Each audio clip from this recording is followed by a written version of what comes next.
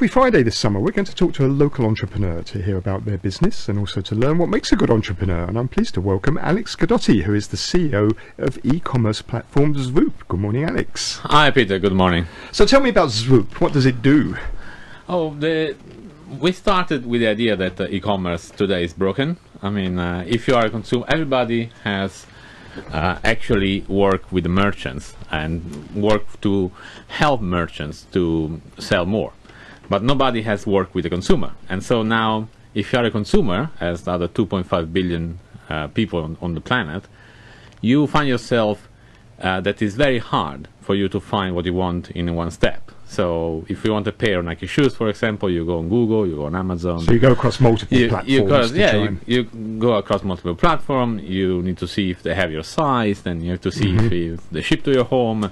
What's the shipping price? So it's a trial and error process. It's like mimicking what you do in a high street. You go in the shop, you look, you go out, you go in, and so on. So what we wanted to do was to allow users in one step to find whatever they need and to find a real best price, so to find a real best deal for them. So what Swoop does actually is we have a catalog of all e-commerce websites, we have a catalog of all products, and in one step we can tell you who has what you want at full price, so including shipping, including taxes and everything, that has your size and then can ship to you. So it's like we call a find engine more than a search engine, because if you have a search engine, you need to search, but actually we find for you. So and that's the whole idea of Swoop. So simplify and making honest for you. And how does that compare with, say, a price comparison site where you can basically go and look and compare all the different products? Sure. I mean, I would say that is the next generation of price comparison sites. I mean, the price comparison today don't look at availability, don't look at variation. So if you go on a price comparison website, maybe they say that this merchant have a shirt, but a shirt that doesn't fit you. So it's actually not useful for you. Or price comparison website don't have full shipping, doesn't filter by who ships to you and so on. So what we do is actually making the next step and say, these are the ones that are really actionable. And on top of this, price comparison usually work with the merchants. So they are an affiliate network. So they help merchants selling better. So you have these featured merchants, so you don't necessarily get the best deals. Correct. on and not all the best products and not all the products. So in our case, we are honest with the consumer. So we are on the consumer side, and we tell, okay, these are really the merchants that have the best price for you or the best deal for you. If price is not an issue, maybe it's delivery, what you want. So, and how do you deal with the checkout process? Because that's another one of the problems, isn't it? With a lot of e-commerce sites, it can be quite slow, and you have all sorts of risks associated with that. How do you deal with that? Yes, what we do actually is we allow user to have one-click checkout from any merchant in the planet. So how do we deal with this is that in the back end we manage the complexity with our AI, with our bots that actually go and complete the checkout for you. But for you as a user, you see that you can buy anything in one click from any merchant you want. So and we take care of the complexity in the back end. We take care of the errors and all the mess that some checkout have in their process. And one of the other issues with e-commerce sites is fraud. How do you make sure that the products are genuine and authentic? Okay, so of course we cannot, the fraud can be eliminated 100%. So I mean that's a myth. But what we can do is that we have much more knowledge that you, as a single consumer, or who are the websites. So we have blacklist, we have gray list from credit card companies. We actually monitor if the website actually delivers to you. We collect all the past history. So I think we can reduce fraud, because what we do actually, we have much greater insight than what you have as a single user. So, and the other big issue that's going on at the moment is, of course, customer data. How that's used by sites, e-commerce sites and third-party applications as well. What's your sort of view on that? Okay, customer data. When you look at customer data, everybody is sensible about your personal data, like your address and so on. But actually, that's not what is valuable. What is valuable is your behavior.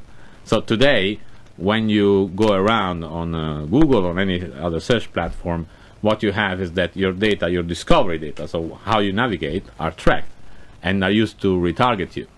So that's are the valuable pieces. So what we do is that we use blockchain.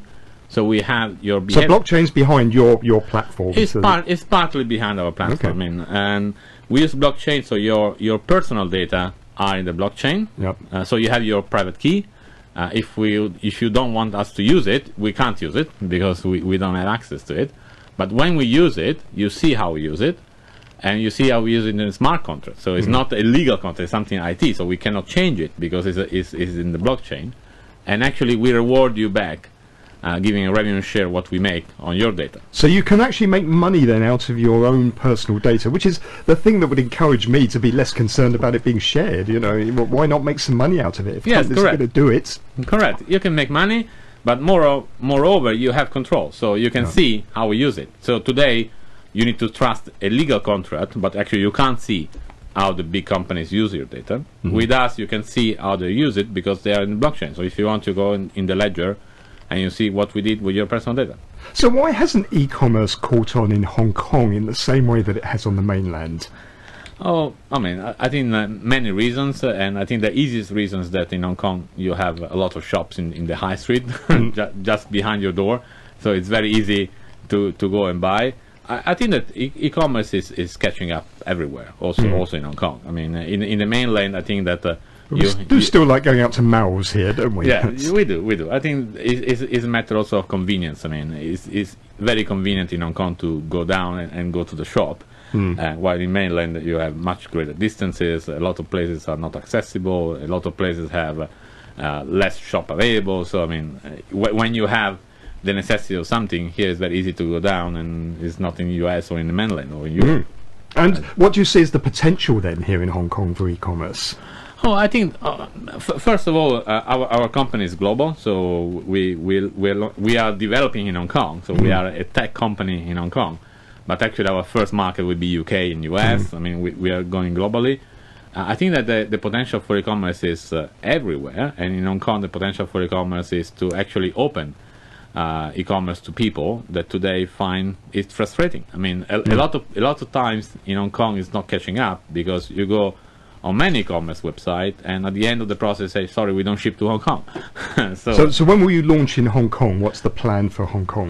We are launching in the first half of next year. First half of next year. But you're already up and running elsewhere in the US. We are in beta test in UK. So we have spent the past 2.5 years developing our AI. There is a lot of AI behind our platform. We spent 170,000 hours of coding, so it's a lot. And we are launching in UK. It's in beta test now. Actually, we have 1,000 users in beta test. We are launching fully in September, and then we're moving to US, and then we're coming to Hong Kong first half of next year. So you mentioned blockchain is one of the technologies behind your platform. If I wanted to pay for goods in Bitcoin on your platform, could I go and do that? Actually, you can. Yeah? Actually, you can. Actually, the problem that you can't do today is that it's too complex. So today, everything is very geeky. I mean, today blockchain and cryptocurrency are very geeky. What we are trying to do is to remove complexity. So in our case, yes, if you can pay any merchant with any crypto, because we take care of the complexity behind. So we do the conversion, we actually load a credit card, and we pay the merchants. But yes, you can. So tell me a little bit about your experiences as an entrepreneur here in Hong Kong. What motivated you to form this company?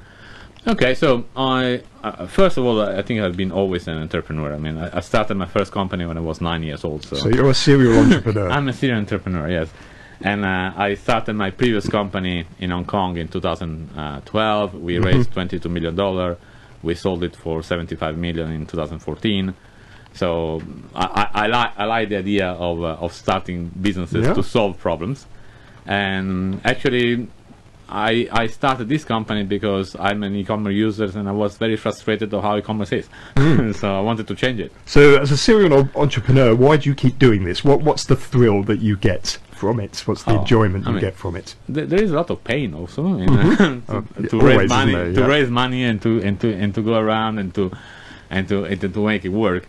But actually, when you make it work, that's all worth it. I mean, it's fantastic to see your idea working and have 1,000 of million users using it. I mean, it's a thrill that can't be compared with anything else. And is Hong Kong a good place to start a business? I think it is. I think it is. I mean, there are not many Silicon Valley style startups in Hong Kong, but they are growing, and it's a good business. It's a good business environment, and actually, if you have a great tech idea like we have, it's very easy to find talent. I mean, talents are attracted to new ideas in Hong Kong, and there is a big multicultural environment. So we have 16 nationalities in our company, and it's a fantastic place to do business. Yes. So there are young entrepreneurs listening, people who are thinking about starting up their own businesses. What would be your best advice to them? Do something disruptive. Do something that do something not because you want to do something because it solves a problem, and keep fighting. I mean, at the beginning it's very, very hard. And after this is my probably 5th or 6th company that I'm starting, and I'm still learning how to avoid the traps of going too fast or going too slow, or don't be too effective, or I mean, it's always a learning curve. So don't get discouraged and keep going. That's my suggestion. Alex, thank you very much indeed for coming along this morning. You're welcome, Peter. That's Alex Gadotti, who is the CEO of Swoop. You're welcome, Peter. 5